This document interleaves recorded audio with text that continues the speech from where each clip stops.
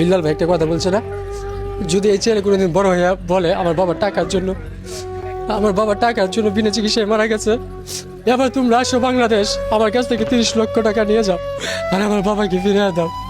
আপনারা কি দিতে পারবেন আমাকে? আপনারা আমাকে দিতে পারবেন?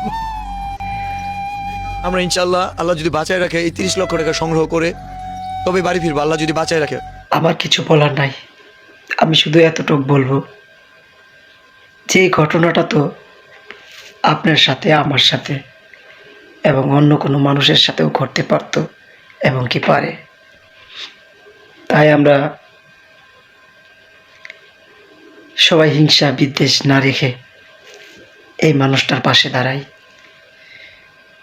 ভিডিওটা এত পরিমাণ শেয়ার করবেন যেন সারা দেশে ছড়িয়ে যায়,